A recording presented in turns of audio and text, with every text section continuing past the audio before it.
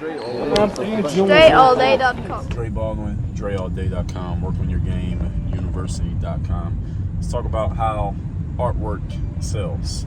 I don't know if any of you works in actual artwork space. And I mean art like pictures and sculptures and that kind of art, not like musicians. I don't mean that kind of art.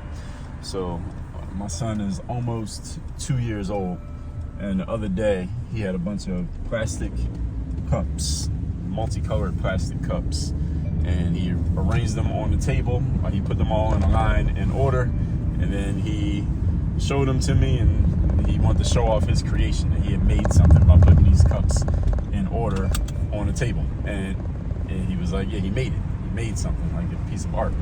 And it's funny because looking at it, the multicolored cups on this table, it actually did look like a piece of artwork that you would see if you went to an art gallery, like at the Art Basel Festival here in Miami, or any other art gallery you go to. You'll see art that you're looking at it, and you're like, sometimes people look at art and they'll be like, well, what the hell is this? They didn't do anything. They just took some random regular item and they put it on a canvas or on a table, or they took a picture of it, and now people are looking at this like it's some kind of magnificent thing just because this person put it together. What is so special about this?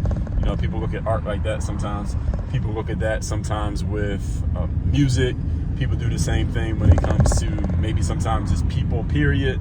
They do it with individuals. Depending on what you're selling, people do this all the time. They just try to basically discredit and devalue, at least in their words, the thing that got created, because they're like, well, what is this? What's so great about this thing that this person did? Because it seems very simple and very basic. Right? All of you have probably heard someone do this, and maybe some of you are guilty of doing this to other people with stuff that you've seen them do.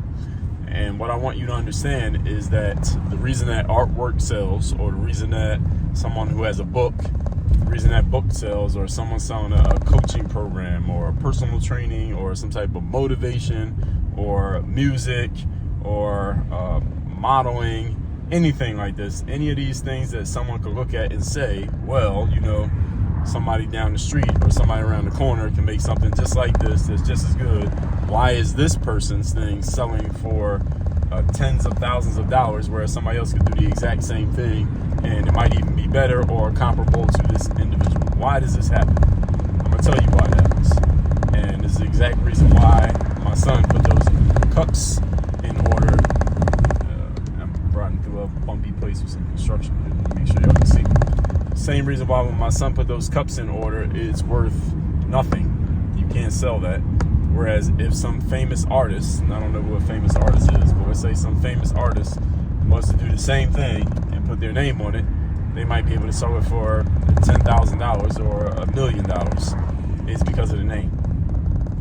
Art sells because of the name of the person or the brand of the person who is presenting it, whether that's the artist who made it, whether it's the festival that you got your artwork placed at. And understand everything I'm saying there is a metaphor for whatever you might be selling. It doesn't have to be art. Whether it's the festival you place it at, whether it's the gallery that you got yourself displayed at, whether it's whoever you have aligned yourself with, all of these things increase or decrease the value of what you're putting out there. This is a form of the law of association, which states you become the average of the people with whom you spend the most time. So if you're hanging around people whose value is very high, if yours is not that high, your value can go up just by association, just because you're standing next to those individuals, just because you put yourself in the same space as them. Napoleon Hill talked about this in the law of success, is that you could take a dress shirt, just an average type of dress shirt, and you put it on the rack with a bunch of other expensive dress shirts, like high price dress shirts. You can sell the average shirt for like 5 times the price. Not because the value of the shirt went up at all, but because you got it around other shirts that cost a lot of money, so people will look at it and assume that this one must be worth a lot of money too, because look, it's on the shelf with all the other high price stuff.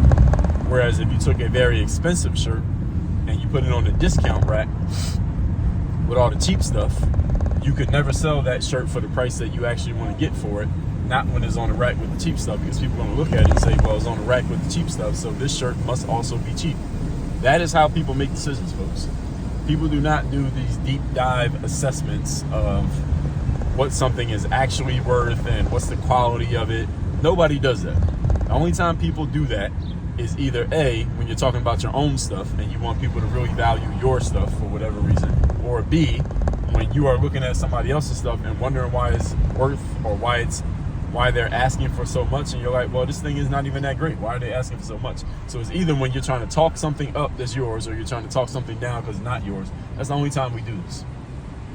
Every other time we make decisions based on atmosphere, based on energy, based on association. Atmosphere just being what's the environment in which this thing is being offered. Energy being, how do I feel about this, and does it feel like it's worth what they're asking for? And association. All right, what is the association this thing has to anything else that I've ever done or heard of or seen or experienced or bought? And does it add up that what they're asking for is what this thing is, what I believe this thing is actually worth? That's really how we make decisions. This is all based off of energy and feeling. And for the most part, this comes down to our personal opinion. It's not about objective assessment of what is this thing actually worth in dollar amount or whatever other measure you would use for value. Nobody does that, even though everybody, all of you listening to this or watching this, all of you probably think that you do this all the time. You do this never. You probably do this maybe 2% of the time. Every other time is going off of complete feeling and just complete subjective opinion on what you think and your energies. That's it. So what does this mean? And how does it matter? How can you use this? What it means is when you're selling your stuff and yourself, this works the exact same way. You want to raise the value of what you're offering. What you need to do is look at the atmosphere of what you're offering, the energy around what you're offering, the recognition and the value of the brand that is presenting what you're offering, whether it's your personal brand, whether it's the brand of your business, or you're associating yourself with somebody else's company. All of these things determine the value of what you can get or the price you can get for anything that you're selling. I was on Instagram, for example, and I don't do a lot of scrolling on Instagram, but I happened to see this because somebody who I know had posted something, and then it showed up somewhere, and I saw it, so I started looking at what they were saying. And there was a couple of people online, and what they were doing was looking at some people who sell like personal development, professional development stuff, coaching packages, masterminds, etc. And these are people who, and I know some of these people, they sell high level masterminds at a high ticket price. So these people are selling $30,000, $40,000, $50,000 masterminds. And there were some people on there who was basically, to use plain language, hating on them, talking about these guys are scammers because they're selling their masterminds for this much money and that much money. But, and this is what the negative people were saying, well, the stuff that they're giving out, the material that they're teaching in their programs is just, again, this is their language, basic stuff that you could get on like YouTube or in a book or something like that. That's what they were saying. The negative people were saying this. And they were completely missing the point. The point is not what exactly is the information being given out, because all of you know, if you follow my material, first of all, everybody who listens to this has access to 99% of the known information that we all have. All the information in the world is pretty much available to everybody for free. So you're not signing up for somebody's program because of information. You can get information on YouTube right now and it costs you no money. And since everybody has access to all this information, why are there still so many people who don't have the success they want? Because information is not what you need. You need something more than information. So these people who are the haters, who were saying, well, these guys are scammers because they're charging all this money for these programs and they got basic information. Both of them, information is not what they're selling. So you got the wrong idea. You're answering the wrong question.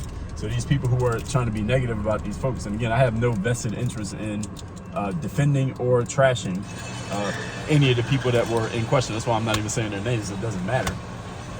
This person who was trying to be negative about them was asking and answering the wrong question for the wrong reason, because they don't even understand the game that they're allegedly assessing. They were trying to assess a game. They don't even know how the game works. So in essence, they were wrong, because again, it doesn't even matter what they were saying because they were using the wrong frame. And all of you need to understand this. That's not what artwork sells. Artwork does not sell because of the quality of the art.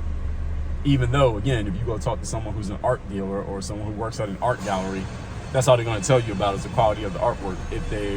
Most of them, that's what they're going to do. If any of them is actually smart, what they're going to tell you is about the quality of the brand and the quality of the person who actually made the art, because that's the reason why it sells anyway. People buy art not because of the quality of the art. They buy art because somebody told them, or they have come to believe, or they know that other people believe that this artwork by this artist is worth this much money. That's the reason I'm going to buy it, because it makes me feel good to know that I own it, and it makes me feel good to know that everybody else knows that I got it, because that means it's going to be worth more money when I want to sell it again later on in life. That's why things sell, folks. Things sell because people want to be associated with the energy and the atmosphere of the thing or the person who is selling it. So if you want to sell more of your stuff, or you want to sell your stuff at a higher price, most important thing you can invest in is the value of your brand and the value of how people feel about you and what you're about, also known as your reputation, which is also known as your brand. That's what makes the value of something go up, not the quality of it in and of itself. That doesn't mean your quality should be low just because you can get away with it. Have good quality stuff, but good quality stuff is not enough to make it sell. Everybody got it? Now, if you want to learn how to actually do this and build your brand and make your value matter to the people who need to be buying it, because it ain't everybody. It's not everybody on YouTube who needs to care about the value of what you're offering, because most of the people on YouTube ain't buying nothing. They're just watching YouTube. But for the people who you actually want to sell to, and you want to build your value to those people, come to Work on Your Game University, where I can coach you on these things. You just heard me break it down and explain it to you why it happens this way. Do you think I can teach you how to make this work for you and in your business? Of course I can. So go to workonyourgameuniversity.com. You can have me as your direct coach. Work on your game. Dre all day.